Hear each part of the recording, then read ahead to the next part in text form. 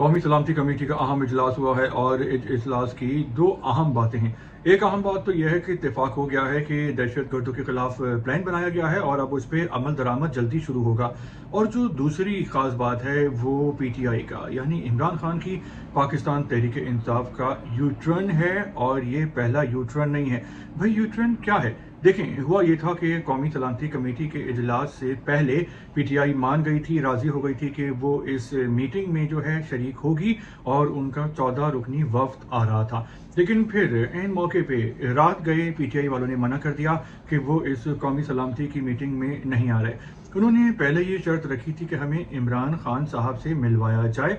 अगर हमारी ये शर्त, ये हमारा मुतालबा पूरा होगा तो हम लोग आएंगे। अब देखें, पीटीआई आती या नहीं आती कौमी सलामती की मीटिंग में, वो तो हो गई है मीटिंग। इसका सबसे ज़्यादा फ़ायदा होता पीटीआई को और इमरान खान को। वो ऐसे कि खान साहब इस वक्त मुश्किल में हैं क्योंकि वो जेल में हैं। वो बड़े हिम्मत वाले हैं, मुस्तकिल मिजाज हैं और अभी तक उन्होंने डील नहीं किए। लेकिन पीटीआई वालों की पहली तरजीह ये होनी चाहिए कि किसी तरह खान साहब को जेल से बाहर निकालें, चाहे वो बनीगाला में नज़रबंदी ही क्यों ना हो।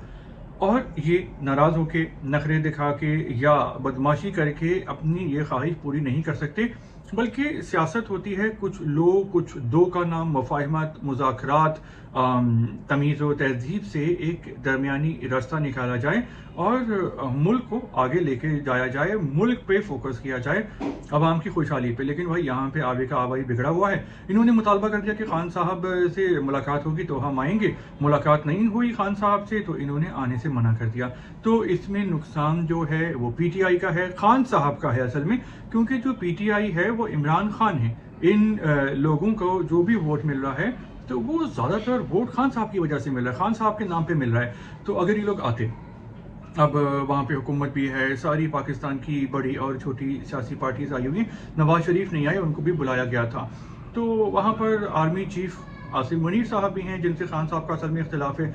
तो भाई ये वहाँ पे कुछ बातें मानते, कुछ अपनी भी गुजारिशात रखते, मुतालबात रखते कि उन पे ज़रा हाथ होला रखा जाए और खान साहब को किसी तरह बाहर लाया जाए। लेकिन लगता यह है कि पीटीआई वाले खुद ही नहीं चाहते कि खान साहब जेल से बाहर आए। जेल से बाहर आ गए तो फिर अभी भी सारा फोकस खान साहब पे ही है, मीडिया का, आवाम का, फिर वो और ज़्यादा बढ़ जाएगा। फिर खान साहब हर डिसीजन खुद लेंगे। अभी तो खान साहब जेल में हैं तो उनको हर बात का पता ही नहीं होता। तो ऐसा लगता है कि ये लोग आपस में ही जो है वो अपोजिशन के और केपी की हुकूमत के मज़े करना चाहते हैं और ये चाहते ही नहीं है कि खान साहब आए। खान साहब के जेल से बाहर आने पे पीटीआई के बहुत सारे लोगों का अपना नुकसान होगा और ये इसीलिए ऐसी तरकीबें करते हैं और ऐसी बातें और ऐसी हरकतें करते हैं कि खान साहब के लिए मसले मसाइल में इजाफा हो। खान साहब के जो एडवाइज़र्स हैं वो इंतहाई निकम्मे और नाअहल हैं और इसके जिम्मेदार इमरान खान साहब खुद हैं। हम खान साहब को मासूम बिल्कुल नहीं कहते थे, दूध का धुला, क्योंकि बाहर से पढ़े हैं, दुनिया देखी है, पढ़े लिखे हैं, मुख्तलिफ तहजीबों का, हिस्ट्री का पता है। उसके बावजूद अगर वो ऐसे बेकार किस्म के एडवाइज़र्स उन्होंने अपनी हुकूमत में भी और अपोजिशन में भी रखे हैं तो खान साहब खुद इसके जिम्मेदार हैं।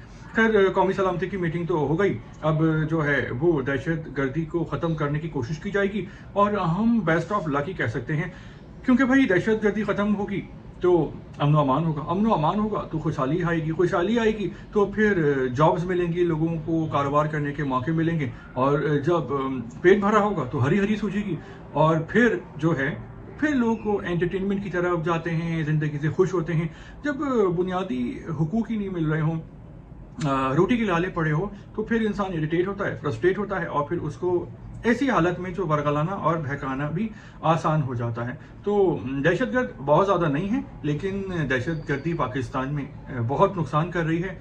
तो दहशतगर्दी को तो कंट्रोल करना बहुत ही ज़रूरत है। दहशतगर्दी कंट्रोल होगी तो ही पाकिस्तान चलेगा, रहेगा और फले फूलेगा।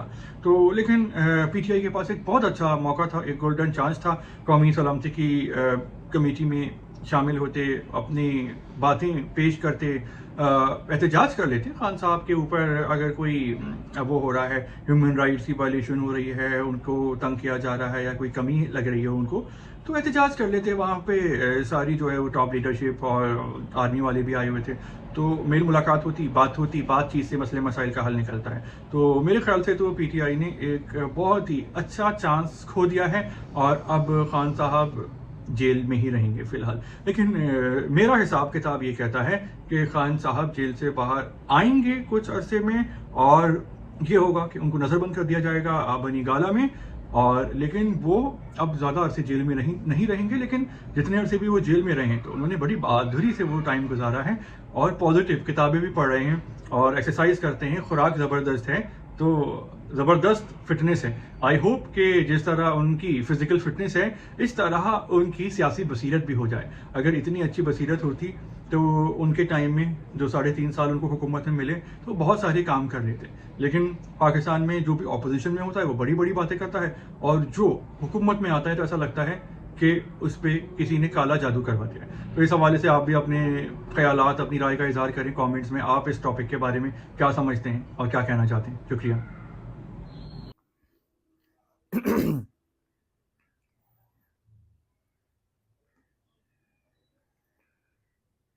पाकिस्तान में उड़ते हुए जहाज से टायर चोरी हो गया है।